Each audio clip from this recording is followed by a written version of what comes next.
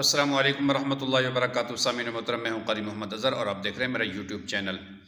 خواب کے اندر مچھر کا دیکھنا یا مچھر کا کاٹنا یا اس کو نگل جانا یا مچھر کا ناک یا کان کے اندر چلا جانا، اس کی تعبیر کو بیان کریں گے۔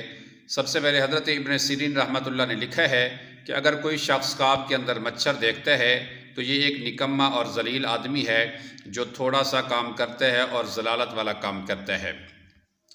خواب میں مچھر سے جنگ کرنا، حضرت ابن سیرین رحمۃ اللہ نے لکھا ہے، اس بات کی دلیل ہے کہ کمزور آدمی سے جھگڑا کرے گا اور تنازع کرے گا، اور اگر خواب میں دیکھا ہے مچھر کو نگل گیا ہے تو یہ ذلیل کاموں کے اندر مشغول ہوگا اور اس سے تھوڑا اس کو حصہ ملے گا۔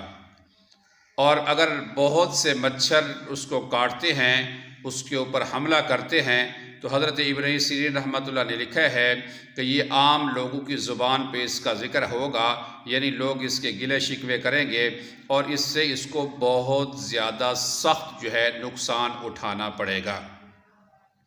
مچھر کا ناک یا کان میں گھس جانا عام آدمی سے جھگڑا کرنے کی طرف اس کا علامت ہے اور یہ عام آدمی سے نقصان اٹھائے گا۔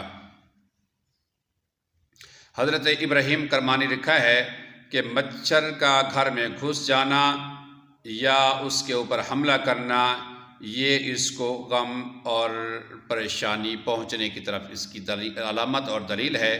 اگر یہ میری ویڈیو اچھی لگے تو ضرور سپورٹ کریں۔ ملتے ہیں اگلی ویڈیو کے ساتھ۔ السلام علیکم ورحمۃ اللہ وبرکاتہ۔